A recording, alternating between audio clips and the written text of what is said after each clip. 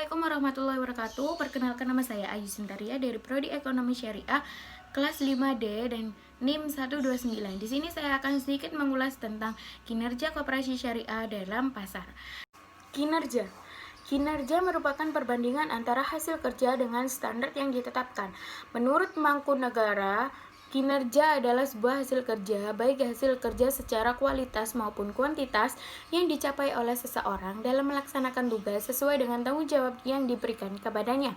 Dan kinerja juga bisa diartikan hasil dari keberhasilan seseorang secara keseluruhan selama periode tertentu dalam melaksanakan kegiatannya atau tugasnya, dan dibandingkan dengan berbagai kemungkinan seperti standar hasil kerja, target atau sasaran, atau kriteria yang telah ditentukan terlebih dahulu telah disepakati bersama.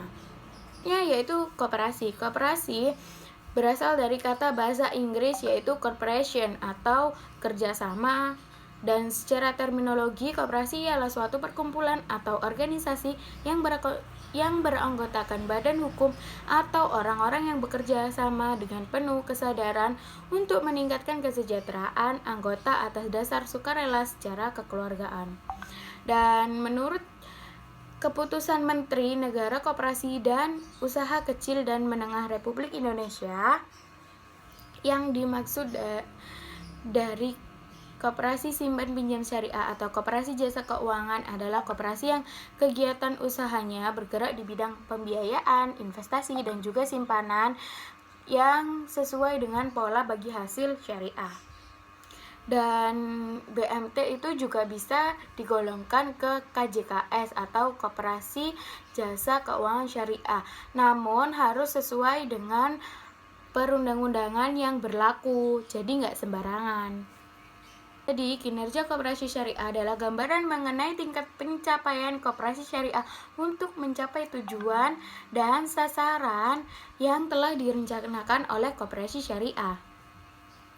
Selanjutnya yaitu untuk mencapai tujuan, dan kita harus tahu tujuan pengembangan koperasi syariah itu. Dan sesuai dengan Keputusan Menteri Negara Koperasi dan Usaha Kecil dan Menengah tentang petunjuk pelaksanaan kegiatan usaha koperasi jasa keuangan Bab 2 Pasal 2, tujuan pengembangan koperasi jasa keuangan atau unit jasa keuangan syariah yaitu yang pertama, meningkatkan pemberdayaan ekonomi khususnya di kalangan usaha mikro, kecil, menengah, dan koperasi melalui sistem syariah. Yang kedua yaitu mendorong kehidupan ekonomi syariah dalam kegiatan usaha mikro, kecil, dan menengah khususnya dan ekonomi Indonesia pada umumnya, meningkatkan semangat dan peran serta anggota masyarakat dalam kegiatan koperasi jasa keuangan syariah.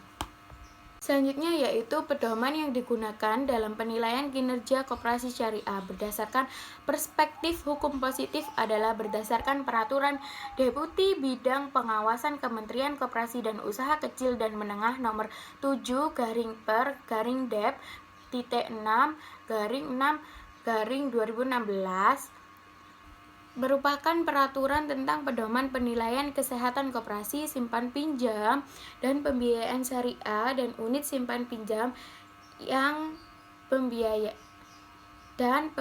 syariah yang terdiri dari 8 aspek.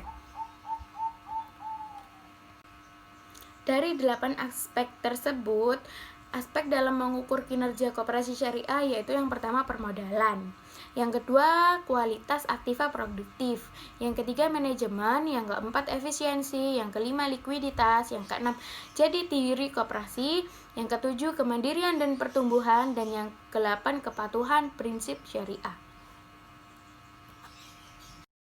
Yang pertama yaitu permodalan. Di sini permodalan itu bisa dibagi menjadi dua, dan cara menghitungnya yang pertama rasio modal sendiri terhadap modal total, yaitu modal sendiri dibagi modal total dikali 100.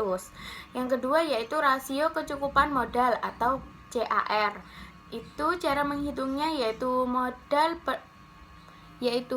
tertimbang dibagi aktiva tertimbang menurut resiko atau ATMR dikali 100. Yang selanjutnya yaitu kualitas aktiva produktif.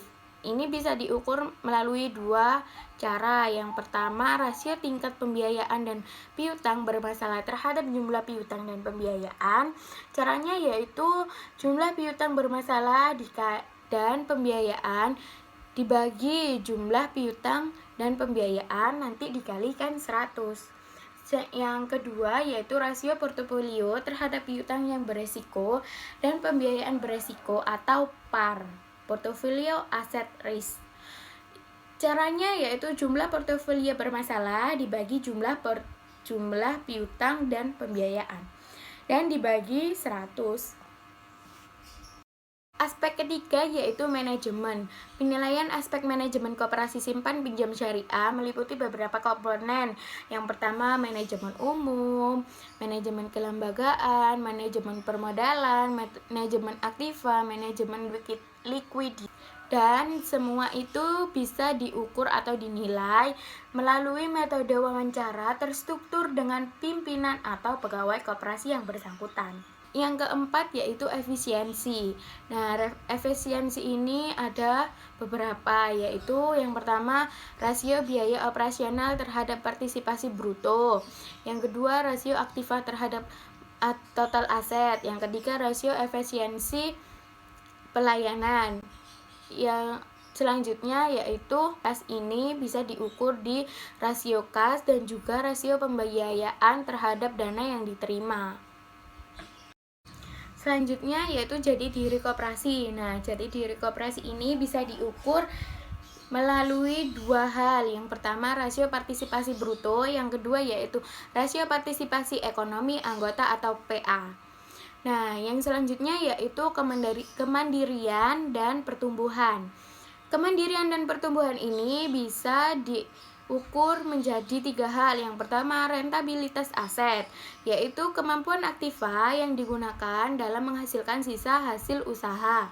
Yang kedua, rentabilitas ekuitas, yaitu kemampuan ekuitas dalam menghasilkan sisa hasil usaha bagian anggota. Dan yang terakhir, kemandirian operasi, yaitu pelayanan adalah kemampuan pendapatan operasional dalam menutupi biaya operasional.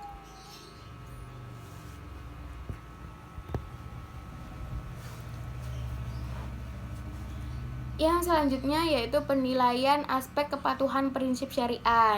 Dimaksudkan untuk menilai sejauh mana prinsip syariah yang diterapkan atau dipatuhi oleh koperasi dalam melaksanakan aktivitasnya sebagai lembaga keuangan syariah. Aspek kepatuhan prinsip syariah ini dinilai dengan metode wawancara terstruktur dengan pimpinan atau pegawai koperasi yang bersangkutan. Dan setelah itu kita bisa mengetahui mana koperasi yang sehat, yang tidak sehat, dan yang kurang sehat. Itu ada presentasinya.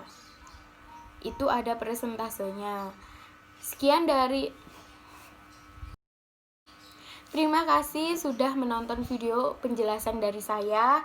Bila teman-teman ada yang kurang paham, teman-teman bisa menanyakan ke Google Classroom yang sudah kita jalani bersama. Dan jangan lupa like and comment dan juga